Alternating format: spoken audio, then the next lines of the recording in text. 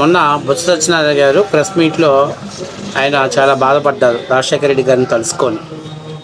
ఎందుకని రాజశేఖర రెడ్డి గారితో నాకు చాలా అవినాభావ సంబంధం ఉంది, ఆయన రాజకీయంగా మాలాంటి వాళ్ళకి చాలా ఆదర్శం అని చెప్పేసి ఆయన మాట్లాడి కన్నీళ్ళు.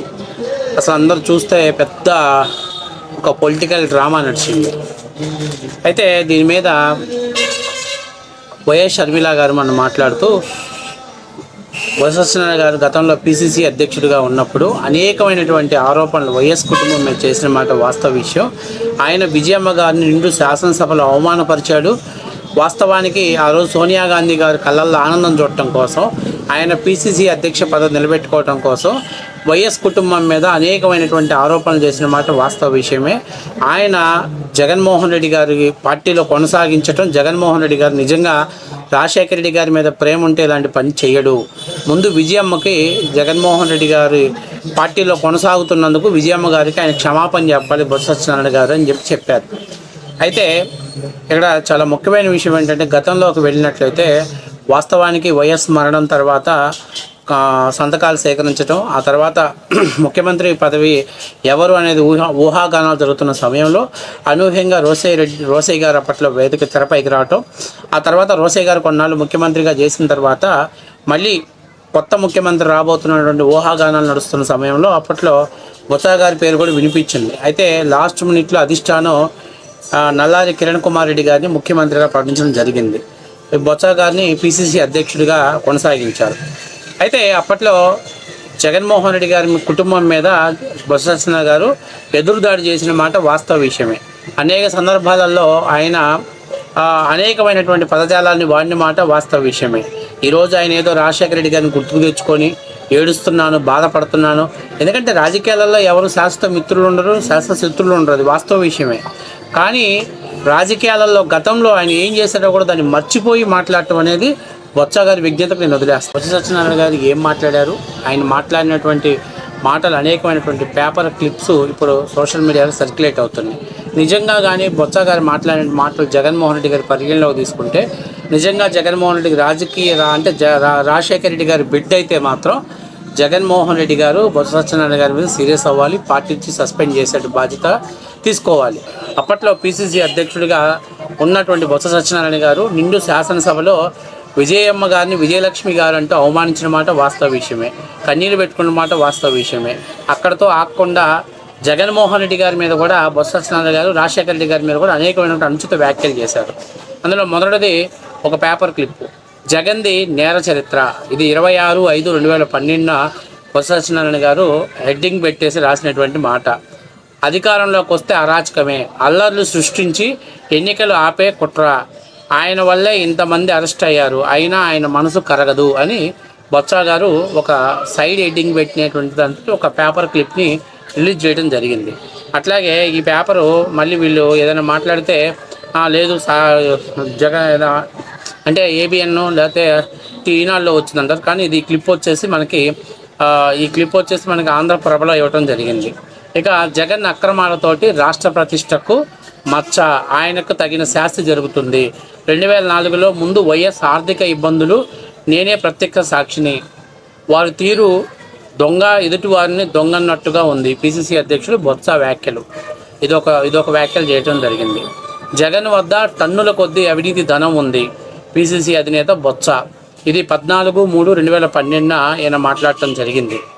అవినీతి డబ్బుతో మదంతో విర్రవీగుతున్న జగన్ 23/5/2012 పిసిసి చీఫ్ బొత్స సత్యనారాయణ గారు మాట్లాడటం జరిగింది. ఇది ఎక్కడ అంటే పోలవరంలో ఏదో మీటింగ్కి వెళ్ళినప్పుడు మాట్లాడారు.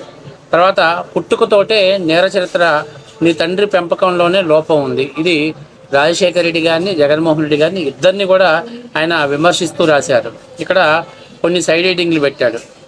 ఇలాంటి వాడు ప్రజాస్వామ్యానికి ప్రమాదకరం, అరాచక శక్తులతో ధ్వంసానికి రచన చేస్తున్నాడు అని చెప్పేసి కూడా ఈయన పేపర్ క్లిప్స్లో కొన్నిటికి హెడ్డింగ్స్ ఇవ్వడం జరిగింది.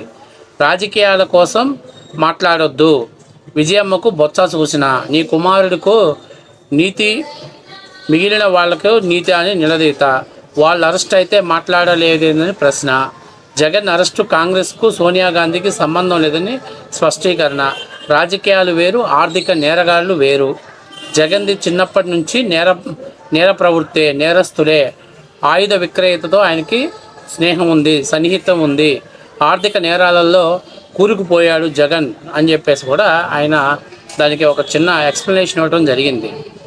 తర్వాత ఇంకొక రోజు 19/5/2022 అంటే అప్పుడు వరుసన పిసిసి అధ్యక్షుడిగా అయిన జగన్మోహన్ రెడ్డి గారి మీద విమర్శలు చేస్తూనే వచ్చాడు. జగన్ నీ నీతి ఏమాటిది, అది చెప్పకుండా ఏవేవో మాట్లాడతావేంటి, బొత్స మండిపాటు, ఆయన్ని సీఎం చేయకుండా పార్టీని సోనియా గారు కాపాడారు, లేదంటే కొన్ని తరాలు కాంగ్రెస్ మర్చిపోయేది, జగన్పై చర్యలు తీసుకుంటే ప్రళయం రాదు, పిసిసి అధ్యక్షుడు స్పష్టీకరణ. మరి మా పట్ల మా బొత్స మామకి అంత హ్యాండ్ పవర్ ఉంది, రేజ్ పవర్ ఉంది. అందరి మీద మాట్లాడాడు, విజయమ్మ గారి మీద మాట్లాడాడు, రాజశేఖర రెడ్డి గారి మీద మాట్లాడాడు, రాజశేఖర రెడ్డి గారి కొడుకైన జగన్మోహన్ రెడ్డి మీద కూడా మాట్లాడాడు. తర్వాత వైఎస్కు ఆత్మఘోష, ఇది 31/5/2012 పెట్టాడు. చావుని స్వార్థానికి వాడారు, మీపై అసహ్యభావం కలుగుతుంది, మీ తపనంతా కుమారుడి గురించేనా, ఆయన నిర్వాహకం వల్లే ఎందరో జైలుకి వెళ్ళారు, విజయలక్ష్మి పైన జగన్మోహన్ రెడ్డి బొత్స ఆగ్రహం. అది సో ఆ రోజు విజయమ్మ గారి గురించి మాట్లాడాడు. తర్వాత ఇంకొక రోజు వదిలాడు, మీ బంగ్లాలను చూపించండి, విజయనగరంలో అయినా మాట్లాడటం జరిగింది, మీ బంగ్లాలు చూపించండి, జగన్కు బొత్స సవాళ్ళు, దొంగ ఎప్పుడు దొంగే, జగన్మోహన్ రెడ్డి గారిని విపరీతంగా తిట్టాడు బొత్స సత్యనారాయణ, ఈరోజు ఏదో మాట్లాడుతున్నాడు. అలాగే వైకాపాలో పాసుప ప్రవృత్తి మార్చుకోకపోతే జాగ్రత్త, పదవిలో ఉన్నప్పుడు జోగేందర్ ఎందుకు మాట్లాడలేదు, చంద్రబాబును ప్రజలు నమ్మట్లేదు బొత్స, ఉరి మంగళం మీద పడ్డట్టు మళ్ళీ చంద్రబాబు నాయుడు గారి మీద కూడా మాట్లాడేటప్పట్లో. తర్వాత తండ్రిని వీధి పాలు చేసిన జగన్, ఇది ఒకటి పెట్టాడు. ఎప్పుడు 11/5/2012 సాక్షికి ప్రకటన నిలుపుదల సవావే బొత్స సత్యనారాయణ. ఇది ఎక్కడ మాట్లాడాడు, నెల్లూరులో ఒక పిసిసి అధ్యక్షుడిగా ఆయన మాట్లాడాడు. తర్వాత 23/5/2012 నయవంచనకు మారు పేరు జగన్, పోలవరం సభలో పిసిసి అధ్యక్షుడు బొత్స సత్యనారాయణ. ఇక వైఎస్ని బజారుకు లాగావు, జగన్పై నిప్పులు జరిగిన సత్యబాబు, మాది మోసం దగాతో వచ్చిన పార్టీ కాదు, క్షణికమైనటువంటి సానుభూతితో ఆవేశంతో సొమ్ము చేసుకునే అతను, పార్టీ ప్రతిష్టను దిగజార్చే చర్యలు తప్పవు, డిఎల్ సహా ఎవరు మాట్లాడరా దీనిపైన అని 5/5/2012 ఈయన మాట్లాడటం జరిగింది. ఇక దోచుకోవటమే మీ విధానం, అనంతపురం పర్యటనలో జగన్పై పిసిసి అధ్యక్షుడు బొత్స ధ్వజం. ఇట్లాగా ఇంకా చాలా చాలా మాటలు ఉన్నాయి. మరి ఆయన ఎందుకు ఏడ్చారో, ఎందుకు కన్నీళ్ళు పెట్టారో నాకు తెలియదు, కానీ ఇలాంటిటువంటి ఆ వ్యాఖ్యలు ఇది ఎవరు దాచిపెట్టినటువంటి ప్రకటనలే కాదు. జగన్కు ఓటు ప్రజాస్వామ్యానికే చేటు, అబ్బా బొత్స మామూలు లేదు, రైనింగ్ దోపిడీ ఆయన ఎజెండా, అందుకోసమే ఈ ఎన్నికలు, ఓటర్లు తస్మత్ జాగ్రత్త, చట్టాన్ని బ్లాక్మెయిల్ చేస్తున్న వైఎస్ తనయుడు, నరసన్నపేట నుంచి ఉప ఎన్నికల ప్రచారాన్ని శంఖారావం పూరించిన బొత్స సత్యనారాయణ, అభివృద్ధికి వంచనకు మధ్య పోరాటం, ఉప ఎన్నికలపై పిసిసి అధ్యక్షుడు బొత్స, జగన్ వద్ద టన్నుల కొద్దీ డబ్బు, 5 కోట్లకు అమ్ముడుపోయిన శ్రీకాంత్ రెడ్డి, రాజంపేటలో కార్యకర్తల సమావేశంలో మాట్లాడుతున్న బొత్స. ఇది 11/4/2022. వైకాపా మాటలు ప్రజలు వినరు, జగన్ డబ్బు కోసమే శ్రీనివాసులు ఎంపర్లాట, కడప జిల్లా పర్యటనలో బొత్స ధ్వజం, కడప రైల్వే కోడూరు. అంటే ఈ రకమైనటువంటి ఇన్ని వ్యాఖ్యలు చేసి ఇన్ని మాటలు మాట్లాడి ఈరోజు మీడియా ముందుకు వచ్చి నంగి ఏడుపులు ఏడుస్తున్నాడా బొత్స సత్యనారాయణ. బంగ్లాలు ఎలా వచ్చాయి జగన్, సాక్షిలో అడ్డగోలుగా రాతలు, ప్రజల్ని మభ్య పెడుతున్న జగన్, పిసిసి అధ్యక్షుడు మండిపాటు. ఇది ఇట్లాగా చాలా ఎమ్మినిగూరు నియోజకవర్గంలో మాట్లాడాడు.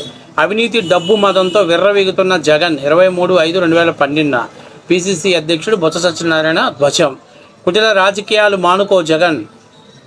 తర్వాత వైఎస్ కూడా బుద్ధిమంతుడే, మీ నాన్న ఏ రోజైనా బ్రాందీ ముట్టుకోకుండా ఉన్నాడా, తప్పు చేసిన మీ భర్తని నా దగ్గరకు వచ్చిన విషయం తెలుసుకో, చిన్నపిల్లలు తెలియకుండా పెద్ద పెద్ద మాటలు మాట్లాడొద్దు, కుటుంబాన్ని బయటపెట్టొద్దు, జగన్ కాంగ్రెస్ డిఎన్ఏ కాదు, షర్మిలపై బొత్స తీవ్ర వ్యాఖ్యలు, ఇక దోచుకోవటానికి విజయలక్ష్మి ఫీజు దీక్షలంటూ విమర్శ, మీ నాన్న బుద్ధిమంతుడా, ఇది కూడా మళ్ళీ సైడ్ ఎడిటింగ్ పెట్టారు. దోచిన సొమ్మును దాచుకునేందుకే 14/3/2012 జగన్పై పిసిసి అధ్యక్షుడు బొత్స ధ్వజం, సాక్షిపై విరుచుకుపడ్డ బొత్స సత్యనారాయణ. ఇట్లా దాదాపుగా 21 పేజీలు మన దగ్గర ఉన్నటువంటి ఆరోపణలు మీ ముందు తీసుకొచ్చా. ఇవి ఎక్కడా కూడా దాచిపెట్టే పరిస్థితి లేదు. మరి ఈరోజు జగన్మోహన్ రెడ్డి గారిని చూసి లేదా వైఎస్ రాజశేఖర రెడ్డి గారిని తలుసుకొని బొత్స సత్యనారాయణ ఎందుకు కన్నీటి పర్యాంతం అవుతున్నాడో, ఎందుకు ఆయన బాధాతప్తం వర్ణమైనటువంటి బాధలతో ఆయన మాట్లాడుతున్నాడో తెలియట్లేదు. ఆ రోజు రాజశేఖర రెడ్డిని తిట్టాడు, విజయమ్మ గారిని తిట్టాడు, జగన్మోహన్ రెడ్డిని తిట్టాడు, అట్లాగే షర్మిలారెడ్డిని తిట్టాడు. రాజకీయ వ్యభిచారం చేయటంలో బొత్స దిట్ట. ఇవాళ మాత్రం మీడియా ముందుకు వచ్చేసి అమాయకుడు లెక్కన, ఏమీ తెలియని అమాయకుడు లెక్కన ఆయన మాట్లాడుతున్నాడు, ఆయన చూస్తున్నాడంటే మరి ఈరోజు జగన్మోహన్ రెడ్డి గారికి నైతిక విలువలు, విశ్వసనీయత ఉంటే ఖచ్చితంగా తండ్రి మీద, తల్లి మీద, చెల్లి మీద, నీ మీద, సరే తల్లి చెల్లి పక్కన పెట్టేసి మీ పార్టీలో ఉన్నటువంటి రాజశేఖర రెడ్డి గారి బొమ్మ పెట్టుకున్న తండ్రి మీద, నీ మీద అత్యంత జుగుత్సాకరమైన వ్యాఖ్యలు చేసిన బొత్స సత్యనారాయణని నిమిషం కూడా పార్టీలో కొనసాగించకుండా ఉండాలి. కానీ నువ్వు కొనసాగిస్తున్నావంటే నీ విలువలు, నీ విశ్వసనీయతలు ఏ పార్టీ నువ్వు అర్థం చేసుకో.